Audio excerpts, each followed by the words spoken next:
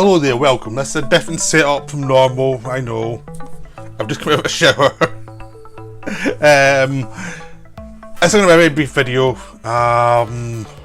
Just a quick update, and we're talking about Jumanji. The quick update is I have some videos up next week, and then I'm going to like films of the year and films of the decade stuff after that, and they'll probably come up at random times more than the usual like 4 o'clock thing.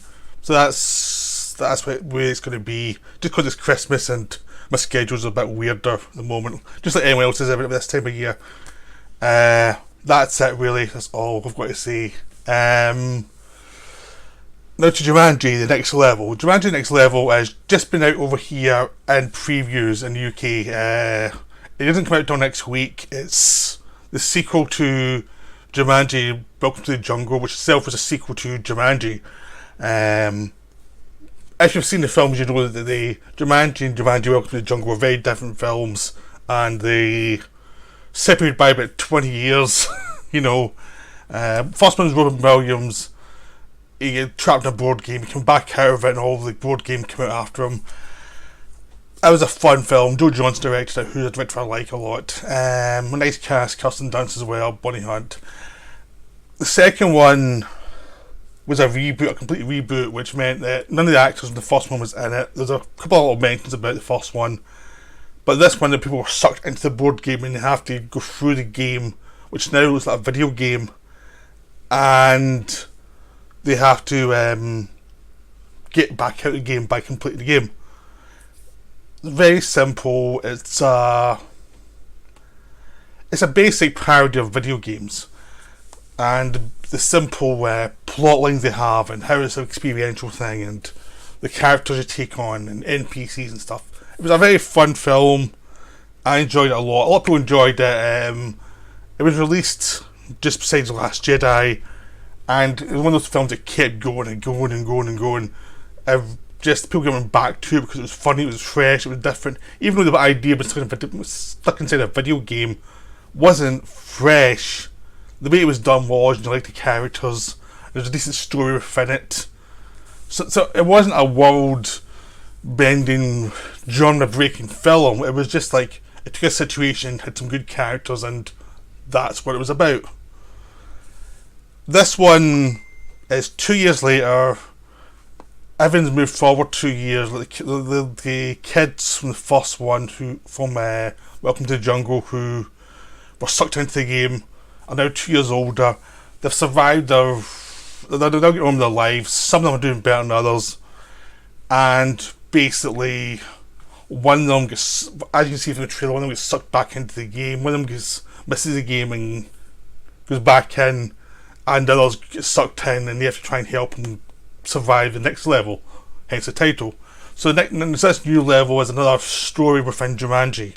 So it's not going through the same game again. It's like there's another story, there's a new villain, you have to complete this mission to get back out again. So it's a different diamond they have to get, a different setup, a different guy wants it for different reasons, and they're not always. So they've got the avatars, the same 4 avatars, which is basically The Rock, Kevin Hart, Karen Gillan, and Jack Black. But the people inside those avatars now are different. So the first one you had the 14s, and this one you have, as you see in the trailer, 2 old men plus the same teenager controlling Karen Gillan one, and Jack Black's now get this like macho guy Fridge, who's now running that character.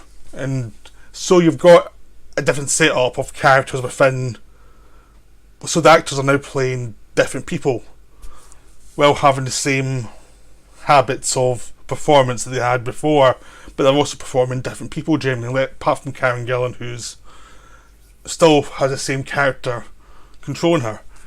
I hope I explained that. Right, I think all this comes in trailers. I think you can probably work it out. And that's the film, is them going through another adventure and them try to find this character Spencer, who we saw in the first film, who's controlled The Rock, and now he's controlling someone else, and they have to try and find him and finish the mission off.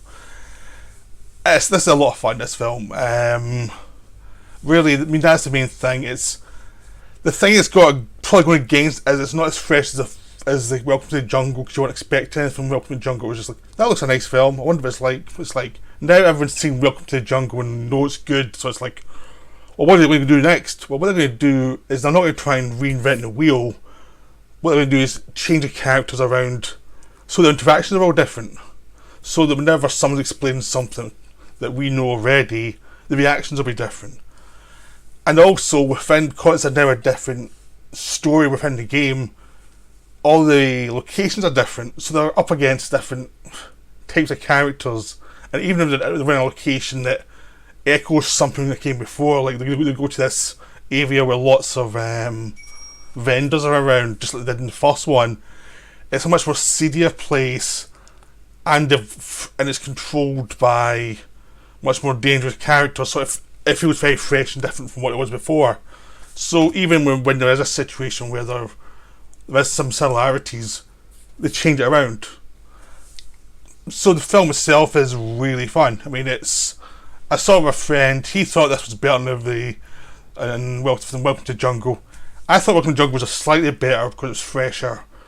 But this one's really good too. This one's really enjoyable. It might not get the same buzz from the people watching it because it is pretty much a very good sequel. That's what it is. It's not changing everything, but what it's doing is tweaking things. The same way, like if you see a Marvel film with tweak things and sequel to sequel. So there's certain things that remain the same, there's certain things that go different in different directions. That's what this one's doing. It's like you expect someone to go this way, but it's going to go that way instead. And that's what the film kind of does really a lot of the time. It's always much more fun. So instead of being like competent teenagers running these avatars this time, you've got one who is run by, you've got the kind of unhealthy one, Jack Black character, who's run by a fitness freak who doesn't know what to do with this guy who can't do anything. You've got two old men controlling The Rock and Kevin Hart, and you've got Karen Gillan with the same character controlling her, and she's kind of the lead, really. I mean, her character's the one that forces them from A to B to C. She's got to carry the film a lot of the time because The Rock and Kevin Hart are there for the comedy, and the Jack Black character is the support. But Karen Gillan's really the person who's actually running a lot of the film in the middle section. She's the one that has to kind of like keep them on focus, is driving the plot forward, is driving a lot of the characters towards their jokes. She's got a lot more responsibility in this film. She did in the last one. It's almost like, oh, she can do a lot, so we'll give her more to do. Which frees up The Rock from being the centre of a film to being much more of a straight man to some things by his looks and by how he reacts as a character, by being this eccentric guy who's got Danny DeVito inside him basically, and he's deaf and he's doesn't have a clue what's going on. So he's this old guy who's out of it completely. so you've got this mismatch of someone who looks like The Rock but who doesn't really know what he's doing. And Kevin Hart's even better because Kevin Hart's like playing this guy who never shuts up. In the first one, he was probably the weakest of the four because he'd a less defined character to use in the story. In this one, he has probably the most defined character because he's playing a guy who has really long explanations for things and explains everything, and Hart has a lot of fun with this, and he's really funny in this one. It's like almost like they figured out that there was a slight problem last time round and they sorted it. And that's a blast. Jack Black has less to do because he doesn't have the Bethany character controlling him, so he's not playing a girl. Really, he's playing this macho guy. So he's slightly less to do, but he's still funny. And he's played more of the sidekick character. But he finds a lot of funniness, just this idea of this guy who cannot believe he's stuck inside the body of Jack Black. So he's a lot of fun as well. He just has less opportunities, but he makes the most of them. So the whole film has this feel of, I'm seeing someone I'd recognise, but it's going in different directions from what I recognise. And all the locations are different. And you sense that there were more money to make the film, so a couple of sets can be bigger. And they can hire some more stunt people in this one to make the stunts and the physical fights feel fresher and have more impact. And the first, and Welcome to the Jungle, you feel sometimes they wanted to do more than actually the budget for. In this one, they have the budget so they can do things that's slightly better. So that works a lot better in this one. And the storyline goes in a different direction as well. And one of the big things with the first one was, it was really funny for the first 2/3. In the final third, it's like they didn't have as much money as they'd hoped for the very big conclusion. And this one, they have a bit more money for that as well, so it feels more satisfying. I'm trying to avoid going into too much from the second half of the film, because the trailers have covered the first half. Then things evolve from that setup to do some really cool, fun things. It's nothing that's jaw-droppingly original, but they're nice tweaks on what's been set up, and they do a lot of the interactions become more and more humorous as they go along. When you find out how the Spencer character has come back into Jumanji and what's up with him, it becomes funnier as well. When you get Danny DeVito understands powers as being the Rock, it becomes really funny, because age does not bring wisdom for his character. So there's lots of things that are really funny, but again, I'm trying not to say what they are, so I'm trying to make it as non-spoiler as possible. But the film itself is a lot of fun. It's really enjoyable. I would definitely say just go see it. It's definitely worth your time. It covers anybody who wants for a good laugh, really. I mean, it's nothing complicated going on. The jokes are the same range of humour as the first one, but they have been adjusted so that you don't feel like you're seeing the same thing again and again. Like, any time there's a reference to something having the first one, it's been switched around a little bit. So it does still feels fresh for what the thing is, what is a big blockbuster film. It can't take too many risks, but it does a lot with what it's got, and it actually enjoys putting its performers into the situations to let them work within weird scenes and seeing how it comes out in different ways.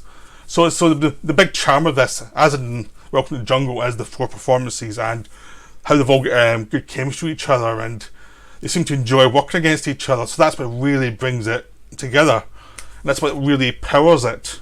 So it doesn't matter who's controlling the characters, that's just the start off point for how they interact and how they bounce off each other.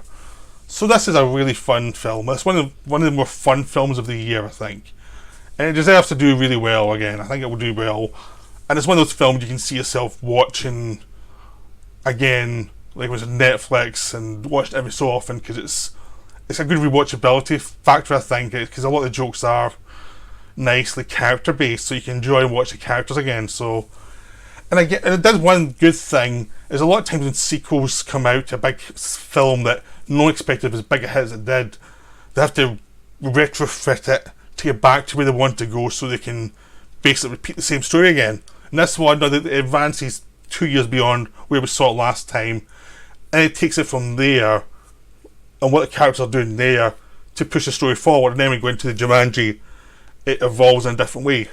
So it does advance. It doesn't feel like it's on that kind of spinning wheel repeating again and again.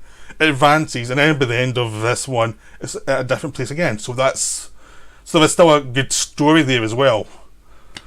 But the main point is the 4 actors playing off each other and playing off the weird rules of a video game and having fun with it. It's well directed again by Jake Kasdan, he did Jumanji Welcome to the Jungle. He also did some really good stuff like Zero Effect years ago. So he's an underrated director. He did Bad Teacher. So he's a good director. So it was nice to see him back, and I think he brings a lot to this. Because he's not the most showy director, you probably ignore his contribution a lot, but he brings a good level of craftsmanship to it that really helps.